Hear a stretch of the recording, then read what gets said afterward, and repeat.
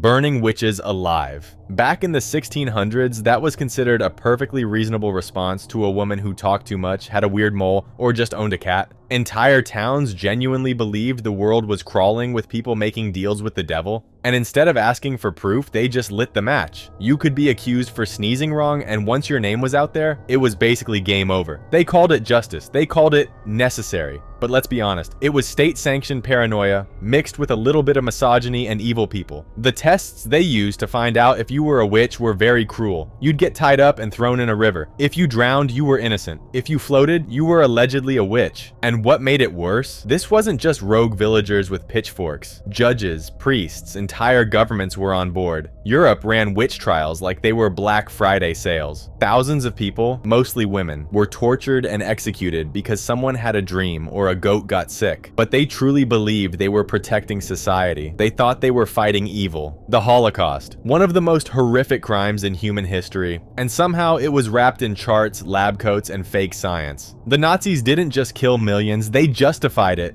with a straight face as biology. They built an entire ideology around racial purity, claiming it was scientific fact that some people were superior and others didn't deserve to exist. And people bought it. They published fake research, held official conferences, and filled textbooks with pseudoscience that labeled entire groups as genetically dangerous. This wasn't just about hate, it was about creating a system, a terrifyingly efficient one, where murder looked like policy and genocide looked like progress. Engineers, doctors, scientists, people who were supposed to be the smartest minds of their generation helped design the very machines that fueled death camps. Gas chambers were drawn up on blueprints. Train routes to Auschwitz were optimized. And the scariest part, most of it happened without bullets or bombs. It happened through meetings, memos, and laws. They made genocide feel like administration. Even after the war, some of these people claimed they were just following orders or doing their jobs. But the truth is, the system was built to give evil a clipboard and a job title.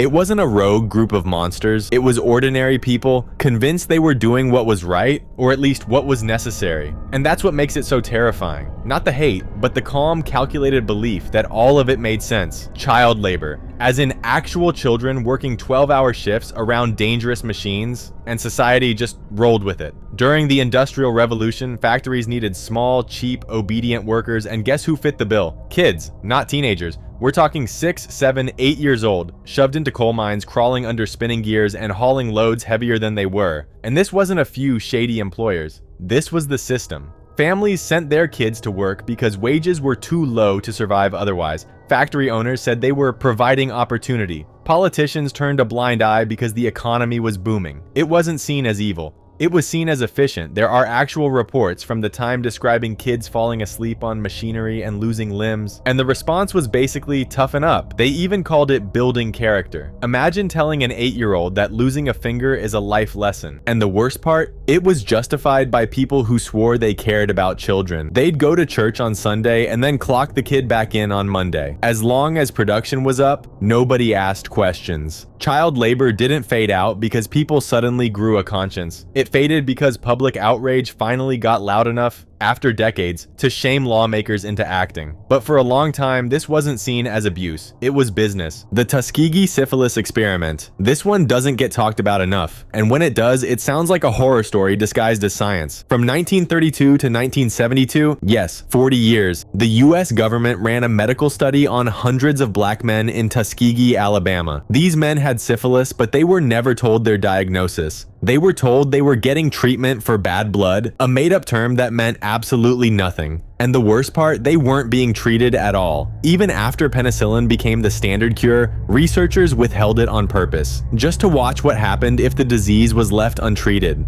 Doctors sat back and recorded the slow, painful effects. Families were never informed. Wives and children were infected. And still, the study continued, all under the banner of medical research. It was evil, but it was organized evil, institutional, systematic, and justified as important for science. When the truth finally came out in 1972, 1972, it wasn't because the government admitted it, it was because a whistleblower leaked the story to the press. Only then did people realize that for decades, human lives had been treated like lab rats. This wasn't a rogue experiment. It was planned, funded, and signed off on by people who thought they were doing valuable work. Colonization, one of the most massive, world-shaping campaigns in history. And for centuries, people justified it with 3 words: we're helping them. European powers stormed across continents, Africa, Asia, planting flags, building empires, and tearing apart entire civilizations. And they told themselves they were bringing civilization to the uncivilized. They called it a mission, even a gift. Meanwhile, lands were stolen, languages erased, cultures burned. Millions were killed, enslaved, or displaced, all while their conquerors claimed it was for their own good. They built schools, railroads, and churches, but also prisons, plantations, and mass graves. Colonizers would hold a Bible in one hand and a rifle in the other and say, "You're welcome." In textbooks, it was painted as noble. In reality, it was exploitation dressed up in moral language. Entire generations were taught that colonizers were heroes, that the people they subjugated should be grateful. But gratitude doesn't grow out of stolen soil, and progress doesn't come through chains.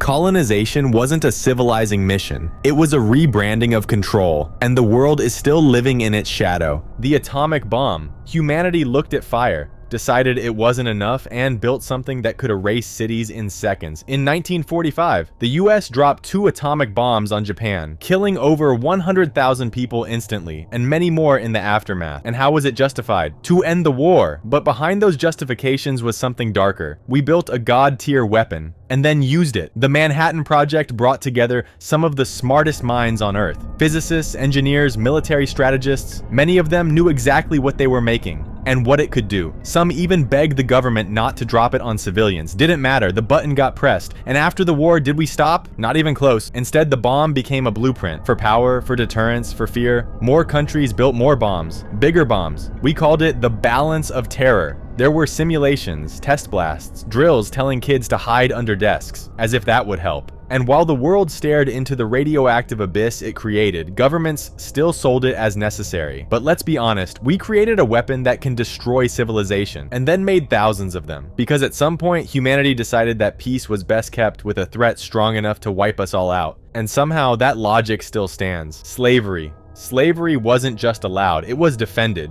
With law books, Bible verses, and a straight face. For centuries, entire societies built their wealth on the backs of enslaved people. And instead of admitting it was inhumane, they came up with elaborate excuses to make it sound normal. Religious leaders claimed it was divinely ordained. Politicians called it necessary for the economy. Scientists, yes, scientists, made up theories to argue that some humans were biologically meant to serve others. It was nonsense, but it was official nonsense. Laws were written that defined people as property. Families were split, cultures erased, lives destroyed, all under a system that claimed it was doing what was right for society. And the horrifying part, this wasn't some underground crime, it was institutional, public, enforced by governments, taught in schools, even normalized in churches. And when abolitionists finally started to speak out, the backlash was brutal. Slave owners called them dangerous radicals, said they were threatening tradition, economy, even morality, because when something evil is profitable, the justifications never stop flowing. Slavery wasn't just tolerated, it was rationalized.